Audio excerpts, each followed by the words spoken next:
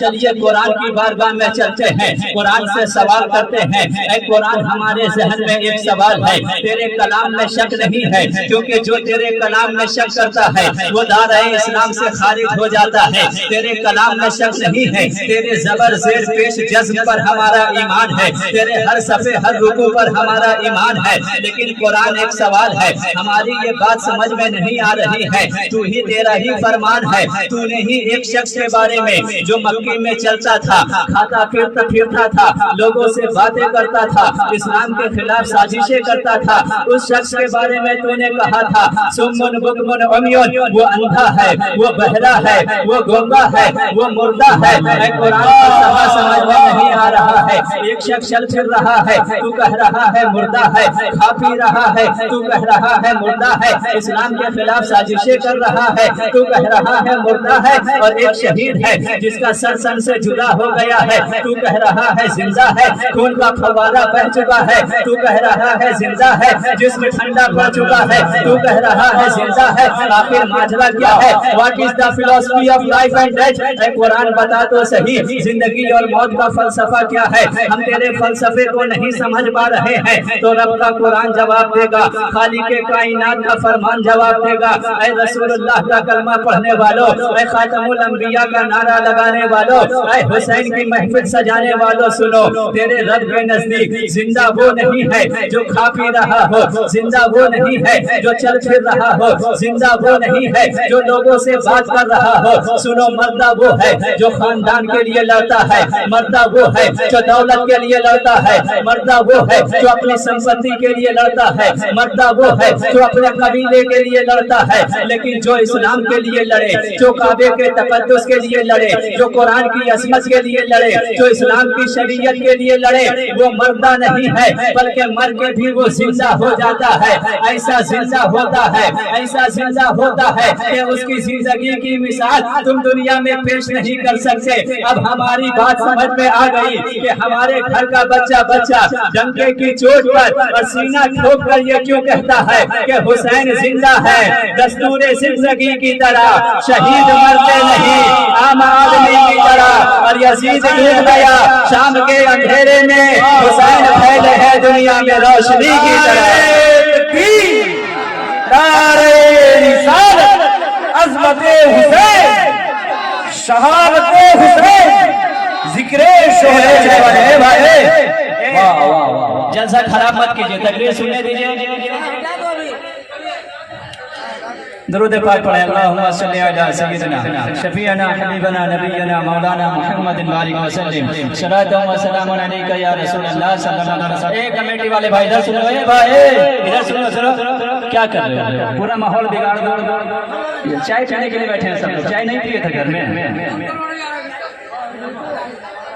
ایک بار درود پاک پڑھ لیں، اللہم صلی علی سیدنا شفیعنا حبیبنا نبینا مولانا محمد بارک وسلم، صلاۃ و سلام علیک یا رسول اللہ صلی اللہ تعالی علیہ وسلم۔ ایک بار ذرا بولتے ہیں سبحان اللہ، ایک بار بولتے ہیں مطلب کہ یا حسین، یا حسین۔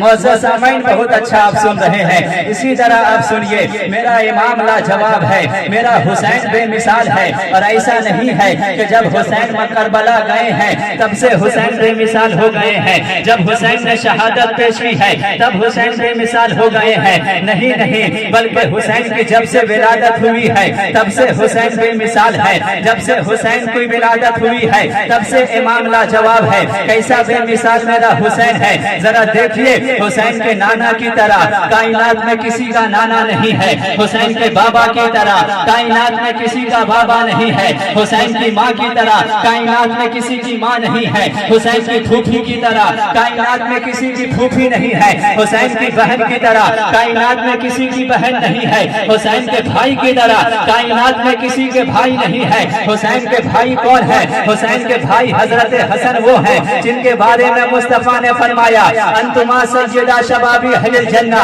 ऐ हसन और हुसैन तुम दोनों जन्नती जवानों के सरदार हो। हुसैन की माँ कौन है जिनके बारे में मुस्तफा ने फरमाया, ऐ मेरी बेटी तुम कायनात की औरतों की सरदार हो। हुसैन के बाबा कौन है जिनके बारे में मेरे मुस्तफा ने फरमाया, ऐ अली जिसका मैं मौला हूँ उसका तू मौला है, जिसका मैं प्यारा हूँ उसका तू प्यारा है। हुसैन के बाबा वो है जो पता है खैबर है, जो दामादे पैगंबर है। और हुसैन के नाना कौन है? हुसैन के नाना वो है जिसके बारे में रब का फरमान है, ऐ मेरे हबीब लौला का लमा खलक़तु दुनिया लौला का लमा खलक़तुल अफलाक। ऐ हबीब आपको बनाना ना होता मैं कायनात को ना बनाता, आपको बनाना ना होता जमीनो जमा ना बनाता, मकीनो मका ना बनाता, लौह कलम ना बनाता, ये अर्शो फर्श ना बनाता, ये हीरो गिलमान ना बनाता, ये जन्नत और रिजवान ना बनाता, ये फलक और मलक ना बनाता, ये चांद की चांदनी ना बनाता, ये सूरज की रोशनी ना बनाता, ये कहकशा का जमाल ना बनाता, ये दरिया की रवानी ना बनाता, ये समंदर की तूफानी ना बनाता, आदम को नबूवत अदा ना करता, मूसा को कलीम ना बनाता, ईसा को रूहुल्लाह ना बनाता, इब्राहिम को खलीलुल्लाह ना बनाता। ऐ हबीब आपको बनाना था इसलिए कायनात को बनाया है, कायनात को सजाया है। ऐ हबीब आपके बनाने की वजह से मैंने पूरी दुनिया को बनाया है। अब आप इस मजमून को बरेली के इमाम ने पढ़ा, इमाम अहमद रजा खान ने पढ़ा, तो फिर मचल कर कहते हैं, या रसूल अल्लाह जमीनो जमा तुम्हारे लिए, मकीनो मका तुम्हारे लिए, चुनीनो चुना तुम्हारे लिए, बने दो जहां तुम्हारे लिए, दहन में जबा तुम्हारे लिए, बदन में हजा तुम्हारे लिए, हम आए यहाँ तुम्हारे लिए और उठे भी वहाँ तुम्हारे लिए। तुम्हारी चमक तुम्हारी धमक तुम्हारी महक तुम्हारी झलक,